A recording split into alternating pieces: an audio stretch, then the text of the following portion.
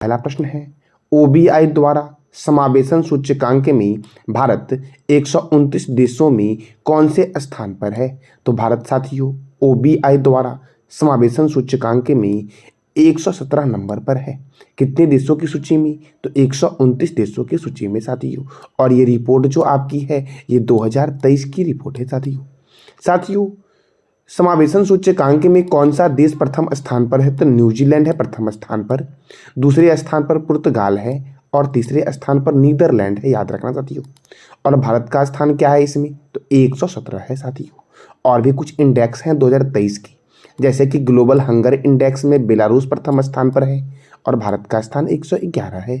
वैश्विक पेंशन सूचकांक 2023 में नीदरलैंड प्रथम स्थान है और भारत का स्थान क्या है? 45 है साथियों।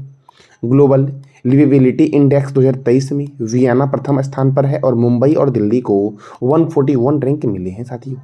ग्लोबल जेंडर गैप इंडेक्स 2023 में आइसलैंड प्रथम स्थान पर है और भारत का स्थान क्या है? 127 साथियों। जलवायु परिवर्तन प्रदर्शन सूचकांक में डेनमार्क 4th स्थान पर है साथियों। प्रथम, द्वितीय और तृतीय स्थान पर कोई भी देश को नहीं रखा गया है। चौथे स्थान पर कौन है? डेनमार्क। और भारत का स्थान क्या है? 8वां साथियों। वैश्विक आतंकवाद सूचकांक में अफगानिस्तान प्रथम स्थान पर है और भारत का स्थान क्या है? 13। ये जितने भी इंडेक्स हैं साथियों ये 2023 के हैं। विश्व खुशहाली सूचकांक में फिनलैंड प्रथम स्थान पर है और भारत का स्थान क्या है? 127। और ग्लोबल जेंडर गैप इंडेक्स में भारत का स्थान क्या है? 127 साथियों विश्व प्रेस स्वतंत्रता सूचकांक में नॉर्वे प्रथम स्थान पर है और भारत का स्थान क्या है? 161। लैंगिक समानता सूचकांक में आइसलैंड प्रथम स्थान पर और भारत का स्थान क्या है? 146 साथियों ग्लोबल जेंडर गैप इंडेक्स में भारत का स्थान क्या है? 127। वैश्विक आतंकवाद सूचकांक में भारत का स्थान क्या है? 13। विश्व खुशहाली सूचकांक में भारत का स्थान क्या है? 126। विश्व प्रेस स्वतंत्रता सूचकांक में भारत का स्थान क्या है? 161 साथियों। और लैंगिक समानता सूचकांक में 146 भारत का स्थान है साथियों। अगला प्रश्न हमारा है, भारत अंतर्राष्ट्रीय व्यापार मेला 2023 का आयोजन कहाँ हुआ है? तो साथियों इसका आयोजन जो हुआ है ना वो नई दिल्ली के प्रगति मैदान में हुआ, याद रखना। प्रगति मैदान कहाँ पर है? नई दिल्ली में है। ताल कटोरा स्टेडियम भी नई दिल्ली में ही है साथियों। अब देखो नई दिल्ली तो telecom regulatory authority of India का हेडक्वार्टर नई दिल्ली में है। यूनियन पब्लिक सर्विस कमीशन का हेडक्वार्टर नई दिल्ली में है। बॉर्डर सिक्योरिटी फोर्स का हेडक्वार्टर नई दिल्ली में है। Oil and natural gas corporation का हेडक्वार्टर नई दिल्ली में है। Table tennis federation of India का हेडक्वार्टर नई दिल्ली में है। ऑल इंडिया फुटबॉल फेडरेशन का हेडक्वार्टर नई दिल्ली में है साथियों। National highway authority of India का हेडक्वार्टर कहाँ है? नई दिल्ली में। पंजाब नेशनल बैंक का हेडक्वार्टर नई दिल्ली में है। DRDO defence research and development organisation जिसकी स्थापना 1958 में हुई थी, इसका हेडक्वार्टर भी नई दिल्ली में है। NITI Aayog national institution for transforming India, नीति का फुल फॉर्म है, इसका हेडक्वार्टर भी नई दिल्ली में है। देखो ये जितने भी संस्थान साथियों हैं ये सारे नई दिल्ली में, बस इसकी स्थापना आपको याद रखनी है क्योंकि यह एग्जाम के लिए बहुत ही महत्वपूर्ण है। केंद्रीय रिजर्व पुलिस बल की स्थापना हुई 1939 में, सीआरपीएफ इसे बोलते हैं। राष्ट्रीय क्रेडिट कोर अर्थात एनसीसी की स्थापना हुई 1948 में। भारत तिब्बत सीमा पुलिस आईटीबीपी की स्थापना 162 में हुई। सीमा सुरक्षा बल बीएसएफ की स्थापना 165 में हुई। राष्ट्रीय सुरक्षा गार्ड एनएसजी की स्थापना कब हुई? 1984 में हुई। केंद्रीय औद्योगिक सुरक्षा बल सीएसएफ की स्थापना कब हुई? 1969 में हुई। हुमायूं के मकबरे का निर्माण हाजी बेगम ने करवाया था और यह नई दिल्ली में है। सफदरगंज के मकबरे का निर्माण शुजाउद्दौला ने करवाया था, यह भी नई दिल्ली में है। खिड़की मस्जिद का निर्माण किसने करवाया था? गयासुद्दीन तुगलक ने करवाया साथियों। कुतुब मीनार भी नई दिल्ली में है। आपको बताना है कि कुतुब मीनार को पूरा तो कुतुबुद्दीन ऐबक ने साथियों बनवाया, तो कुतुबुद्दीन ऐबक ने था, पूरा किसने करवाया था ये बताना है कमेंट बॉक्स में आपको साथियों। हुमायूं का मकबरा और कुतुब मीनार को 1993 में, जबकि लाल किला को 2007 में यूनेस्को की विश्व विरासत स्थल की सूची में शामिल किया गया साथियों यूनेस्को का फुल फॉर्म क्या होगा ये बताना है कमेंट बॉक्स में आपको। अगला प्रश्न हमारा है, ड्रोन प्रचालन सुरक्षा नीति 2023 को मंजूरी किस राज्य सरकार ने दिया है? तो उत्तर प्रदेश ने साथियों, 20 का आंसर होगा। उत्तर प्रदेश ने ड्रोन प्रचालन सुरक्षा नीति 2023 को मंजूरी दिया है साथियों। अब उत्तर प्रदेश ने यह मंजूरी दिया है तो उत्तर प्रदेश से आपके एग्जाम के लिए बहुत सारे महत्वपूर्ण प्रश्न बनते हैं, जैसे कि उत्तर प्रदेश की कैपिटल जो लखनऊ है ये गोमती रिवर के किनारे है। यहाँ के मुख्यमंत्री योगी आदित्यनाथ हैं। यहाँ के गवर्नर हैं आनंदीबेन पटेल। यहाँ पर राज्यसभा 31 है और लोकसभा 80 है। साथ ही सर्वाधिक लोकसभा और राज्यसभा राज्य जो आपका है वो उत्तर प्रदेश ही है। सर्वाधिक डिस्ट्रिक्ट भी यहीं पर है, 75 डिस्ट्रिक्ट जो आपका है ये उत्तर प्रदेश में है। दुधवा राष्ट्रीय उद्यान कहाँ है? उत्तर प्रदेश में। बखीरा वन्यजीव अभयारण्य किस राज्य में है? तो उत्तर प्रदेश में साथियों। पीलीभीत राष्ट्रीय उद्यान उत्तर प्रदेश में है।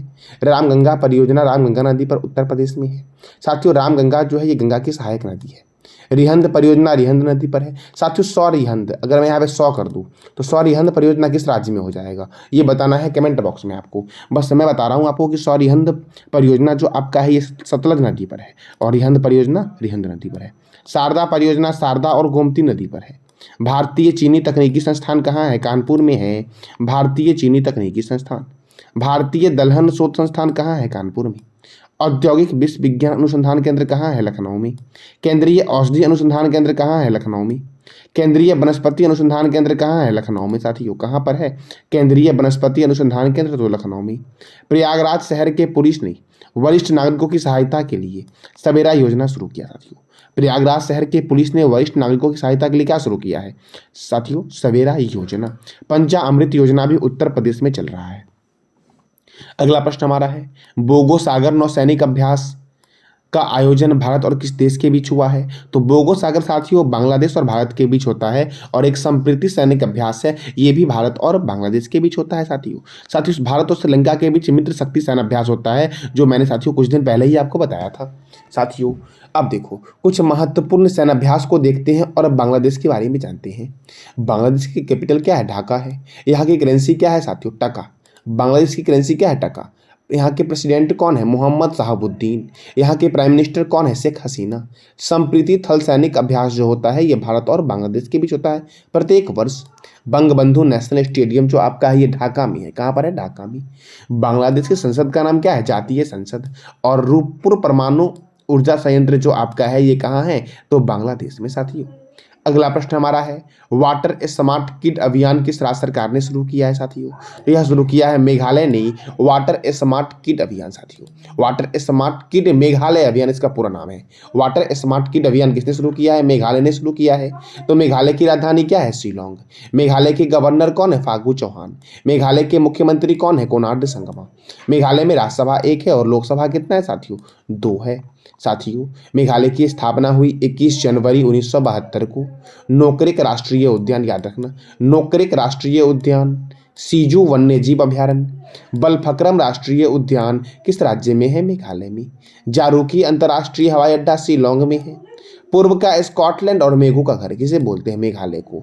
मेघालय में साथियों सर्वाधिक वर्षा होती है। मेघालय के कहाँ पर? तो मासिन राम में साथियों सर्वाधिक वर्षा होती है और मासिन राम में एक गुफा है साथियों। क्रेमपुरी गुफा जो है वो मासिन राम में ही है। गारो हिल्स मेघालय में स्थित है। और मेघालय की जो प्रमुख 3 जनजाति है, 4 जनजाति साथियों, ये कई बार एग्जाम में पूछे गए हैं। गारो, खासी, मिकिर और जयंतिया किस राज्य की जनजाति है? तो मेघालय की। मेघालय में जारूकी अंतर्राष्ट्रीय हवाई अड्डा है और साथियों मेघालय में ही नोकरेक नेशनल पार्क भी है। अगला प्रश्न हमारा है, बायजूस एजुकेशन फॉर ऑल के ब्रांड एम्बेसडर कौन है? तो लियोनेल मेसी साथियों बायजूस एजुकेशन फॉर ऑल के ब्रांड एम्बेसडर कौन है? लियोनेल मेसी साथियों। कुछ और भी महत्वपूर्ण ब्रांड एम्बेसडर हैं जैसे कि फिनो पेमेंट बैंक के साथियों कौन है? तो पंकज त्रिपाठी है। कौन है? पंकज त्रिपाठी। जेब्रोनिक्स टीवी के ब्रांड एम्बेसडर ऋतिक रोशन है। रियलमी के ब्रांड एम्बेसडर शाहरुख खान है। स्वराज ट्रैक्टर के ब्रांड एम्बेसडर MS धोनी है।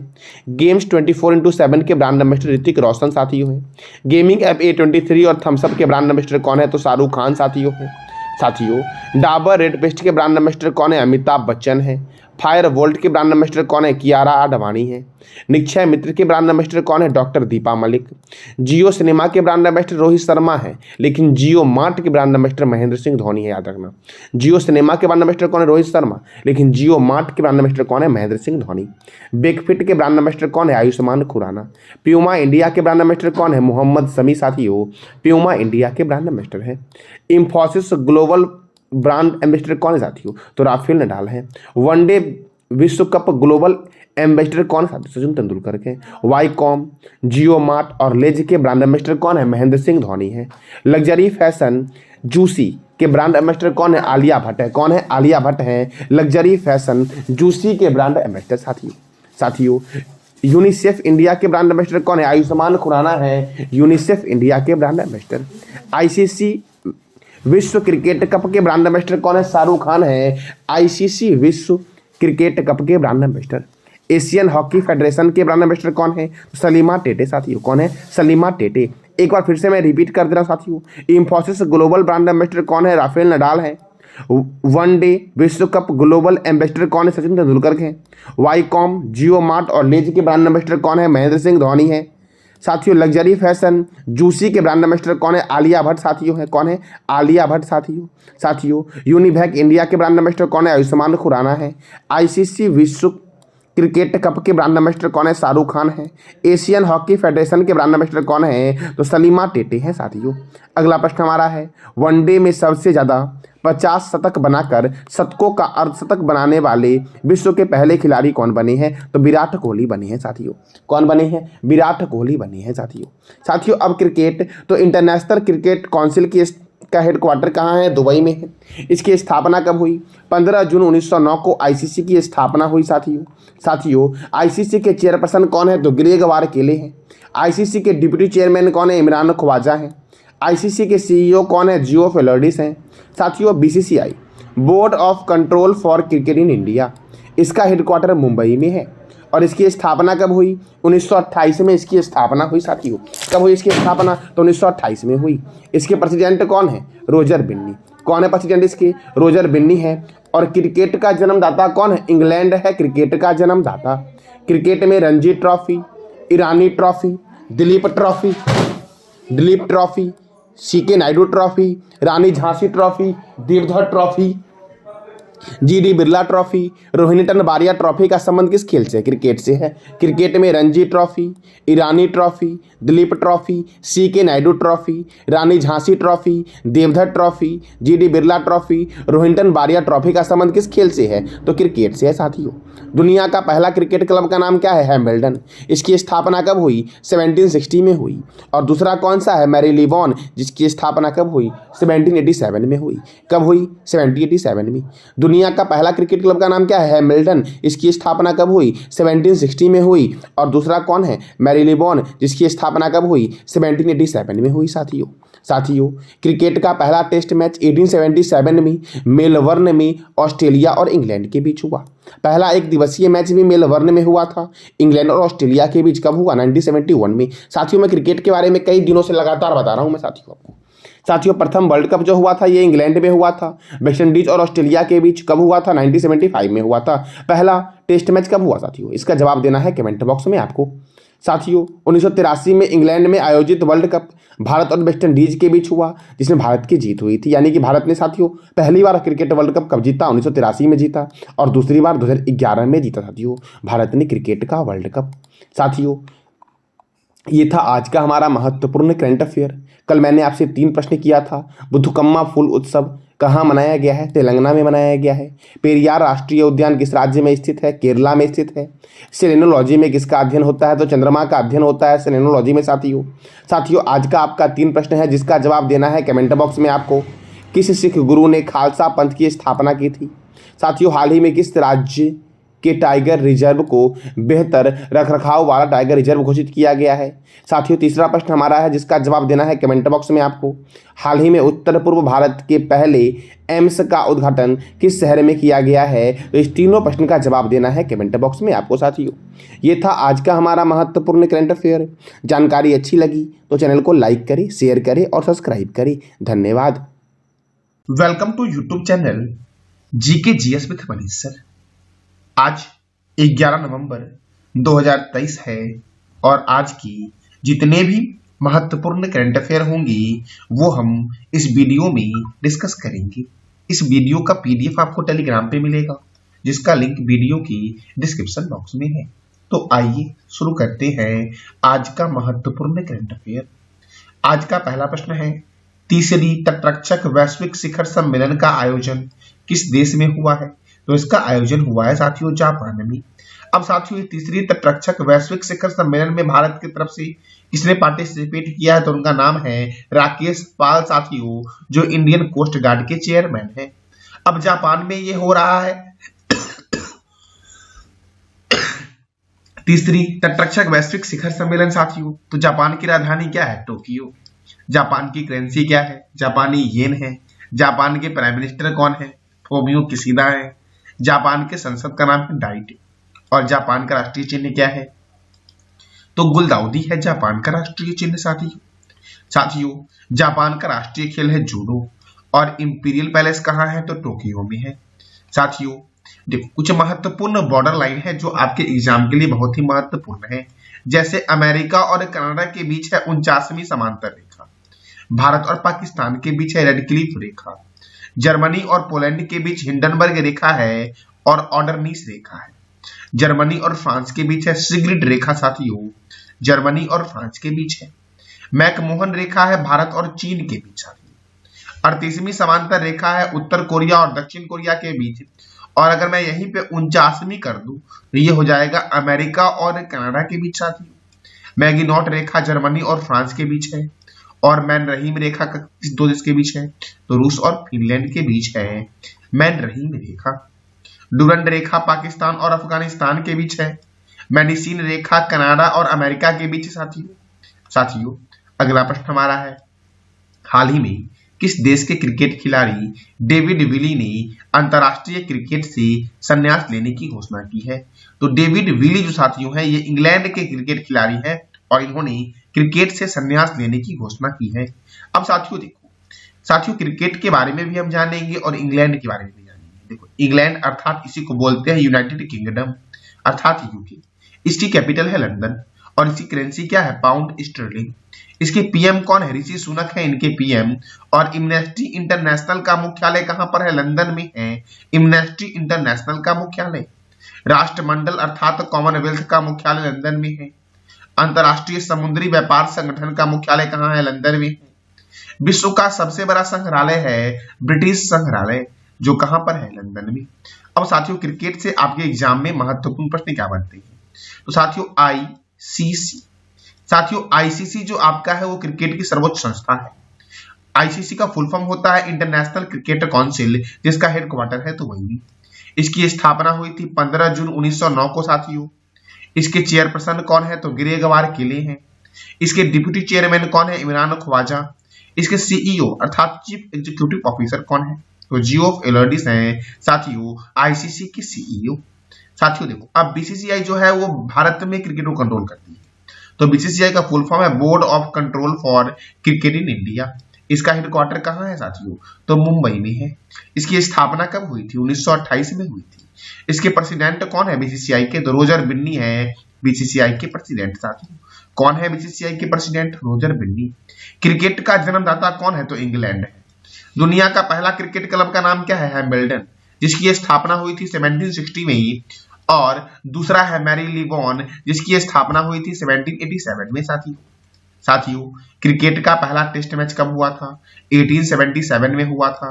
कहां हुआ था? तो मेलबर्न में हुआ था। किस दो देश के बीच हुआ साथियों? ऑस्ट्रेलिया और इंग्लैंड के बीच हुआ था।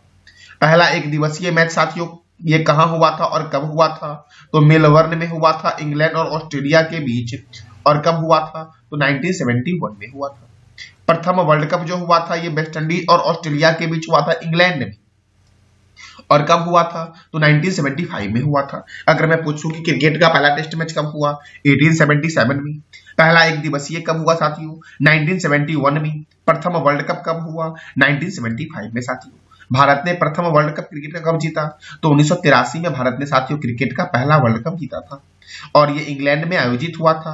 और ये वर्ल्ड कप में भारत था विजेता और वेस्ट इंडीज था उपविजेता साथियों। भारत ने दूसरा क्रिकेट वर्ल्ड कप जो जीता वो 2011 में जीता साथियों। इसका आयोजन हुआ था भारत, श्रीलंका और बांग्लादेश में। और इस वर्ल्ड कप में भारत ने श्रीलंका को हराया और वर्ल्ड कप दूसरी बार अपने नाम किया क्रिकेट का वर्ल्ड कप साथियों।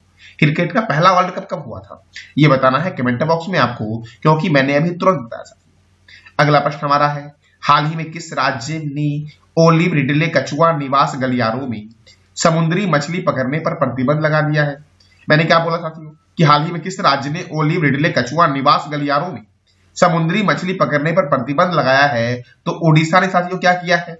तो जो ओलिव रिडले कछुआ का निवास है उसके गलियारों में आप समुद्री मछली नहीं पकड़ सकते हैं, ऐसा प्रतिबंध लगाया है ओडिशा राज्य सरकार ने साथियों। अब ओडिशा ने लगाया साथियों और साथियों ओडिशा के नए गवर्नर भी बने हैं। तो ओडिशा के बारे में जानते हैं। ओडिशा की राजधानी क्या है? भुवनेश्वर है। ओडिशा के मुख्यमंत्री कौन है? नवीन पटनायक। ओडिशा के राज्यपाल कौन है? रघुवर दास साथियों ओडिशा के राज्यपाल है। ओडिशा में राज्यसभा 10 है और लोकसभा 21 है। गंजम जिला भारत का ऐसा जिला है जो बाल विवाह मुक्त जिला बना है और यह भारत का पहला ऐसा जिला बन गया जो बाल विवाह मुक्त जिला बना है, गंजम जिला जो ओडिशा में है। ओडिशा में बाली यात्रा साथियों, नुआखाई महोत्सव, चंदन यात्रा और रज महोत्सव जो मनाया जाता है ये ओडिशा में मनाया जाता है। भगवान बिरसा मुंडा की साथियों भगवान बिरसा मुंडा हॉकी स्टेडियम, साथियों कौन सा स्टेडियम? Hockey stadium. ये कहां पर है? तो राउरकेला में है साथियों। कहां पर है ये? भगवान बिरसा मुंडा हॉकी स्टेडियम। तो ये आपका राउरकेला में साथियों है और ये दुनिया का सबसे बड़ा हॉकी स्टेडियम है। साथियों हॉकी का जादूगर किसे बोलते हैं? मेजर ध्यानचंद को। और मेजर ध्यानचंद की जयंती पर ही मनाया जाता है खेल दिवस। तो कब मनाया जाता है ये बताना है कमेंट बॉक्स में आपको। चिल्का अभ्यारण्य, सिंपलीपाल अभ्यारण्य साथियों कौन सा? चिल्का और सिंपलीपाल। गहिरमठ वन्य जीव अभ्यारण्य, भित्री कनिका राष्ट्रीय उद्यान, वैसीपल्ली वन्य जीव अभ्यारण्य। मैंने क्या बोला? चिल्का, सिंपलीपाल, गहिरमठ, भित्री कनिका, वैसीपल्ली। साथियों और भी कई सारे हैं जैसे कि बद्रमा वन्य जीव अभ्यारण्य, नंदकानन वन्य जीव अभ्यारण्य, सप्तकोशिया बाघ रिजर्व, करलापट वन्य जीव अभ्यारण्य किस राज्य में है? तो ओडिशा में है साथियों। अगला प्रश्न हमारा है, हाल ही में सरदार पटेल की जयंती पर किस शहर में रन फॉर यूनिटी कार्यक्रम की शुरुआत हुई है? साथियों सरदार पटेल की जो जयंती हुई है वो मनाई गई थी 31 अक्टूबर को। साथियों कब मनाई गई थी? 31 अक्टूबर को सरदार वल्लभ भाई पटेल की जयंती मनाई गई थी। साथियों सरदार वल्लभ भाई पटेल की जयंती पर कौन सा दिवस मनाया जाता है ये बताना है कमेंट बॉक्स में आपको साथियों। और सरदार पटेल की जयंती पर किस शहर में रन फॉर यूनिटी कार्यक्रम की शुरुआत हुई साथियों? तो लखनऊ में। और लखनऊ कौन से रिवर के किनारे है? तो गोमती रिवर के किनारे है साथियों। अहमदाबाद साबरमती नदी के किनारे है साथियों। अहमदाबाद कौन से रिवर के किनारे है? साबरमती नदी के किनारे साथियों। ये साथियों रन फॉर यूनिटी कार्यक्रम है ये आयोजित किया गया था हिंदुस्तान एरोनॉटिक्स लिमिटेड के द्वारा। इसके द्वारा हिंदुस्तान एरोनॉटिक्स लिमिटेड के द्वारा इसका आयोजन किया गया था। अब उत्तर प्रदेश के लखनऊ में हुआ था तो उत्तर प्रदेश की कैपिटल है लखनऊ साथियों। और उत्तर प्रदेश के मुख्यमंत्री कौन है? योगी आदित्यनाथ साथियों उत्तर प्रदेश के मुख्यमंत्री हैं। उत्तर प्रदेश के राज्यपाल कौन है? आनंदीबेन पटेल। यहाँ पर राज्यसभा 31 है और लोकसभा 80 है। दुधवा राष्ट्रीय उद्यान किस राज्य में है? तो उत्तर प्रदेश में। सप्तकोशिया बाघ रिजर्व किस राज्य में है ये बताना है आपको कमेंट बॉक्स में क्योंकि मैंने अभी तुरंत बताया है। बखीरा वन्य जीव अभ्यारण्य, पिलभित राष्ट्रीय उद्यान, रामगंगा परियोजना रामगंगा नदी पर उत्तर प्रदेश में है। रिहंद परियोजना रिहंद नदी पर उत्तर प्रदेश में है। शारदा परियोजना शारदा और गोमती नदी पर उत्तर प्रदेश में है। भारतीय चीनी तकनीकी संस्थान कानपुर में है। भारतीय दलहन शोध संस्थान, सही कर लेना यहाँ पर, भारतीय दलहन शोध संस्थान कानपुर में है। औद्योगिक विश्व विज्ञान अनुसंधान केंद्र लखनऊ में है। केंद्रीय औषधि अनुसंधान केंद्र लखनऊ में है। केंद्रीय वनस्पति अनुसंधान केंद्र कहां पर है? तो लखनऊ में साथियों है। और साथियों उत्तर प्रदेश ने किसानों की आय को दुगना करने के लिए पंचा अमृत योजना की शुरुआत की है। समग्र शिक्षा अभियान साथियों उत्तर प्रदेश में चल रहा है। ई वाहन अभियान के तहत सरकारी विभागों में 100% इलेक्ट्रिक व्हीकल बनाने का लक्ष्य उत्तर प्रदेश ने रखा है। खेलो इंडिया यूनिवर्सिटी गेम्स का आयोजन कहां हुआ? तो उत्तर प्रदेश में हुआ है। डिज्नीलैंड पर आधारित एक थीम पार्क रमालैंड स्थापित करने की योजना जो बनाई है वो उत्तर प्रदेश ने बनाई है साथियों अगला प्रश्न हमारा है, अंतरराष्ट्रीय सौर गठबंधन सभा का आयोजन कहां हुआ है? तो इसका आयोजन साथियों नई दिल्ली में अंतरराष्ट्रीय सौर गठबंधन सभा का आयोजन कहां हुआ है? नई दिल्ली में साथियों। अगला प्रश्न हमारा है 67 में राष्ट्रीय स्कूल खेलों का आयोजन कहां होगा साथियों? तो इसका आयोजन होगा जम्मू कश्मीर में। कहां होगा इसका आयोजन साथियों? 67 में राष्ट्रीय स्कूल खेलों का आयोजन साथियों कहां हुआ है? तो जम्मू कश्मीर में हुआ साथियों। देखो उपराज्यपाल मनोज सिन्हा के द्वारा श्रीनगर के बक्सी स्टेडियम में फुटबॉल अंडर 17 और वॉलीबॉल अंडर 17 लड़कों के 67 में राष्ट्रीय स्कूल खेलों का उद्घाटन किया गया है।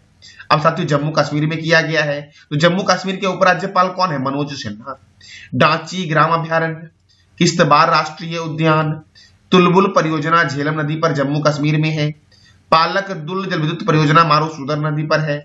डल झील, बुलर झील, बैरीनाग झील, मानसबल झील, शेषनाग झील, अनंतनाग झील और नागिन झील किस राज्य में है? तो जम्मू कश्मीर में है।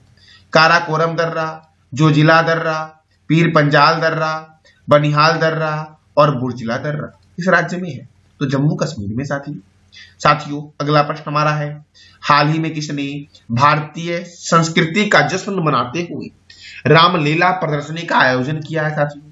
तो दुबई ने साथियों भारतीय संस्कृति का जश्न मनाते हुए रामलीला प्रदर्शनी का आयोजन किया है। अब दुबई ने साथियों किया है, तो दुबई किस देश में है? तो यूनाइटेड अरब अमीरात साथियों यूएई में दुबई है, और यूएई की राजधानी क्या है? Abu Dhabi. यूएई की करेंसी क्या है? दिरहम है। यूएई के प्रेसिडेंट कौन है? तो मोहम्मद बिन जयाद अल नयान है। यूएई के प्राइम मिनिस्टर कौन है? तो मोहम्मद बिन रशीद अल मख्तूम है।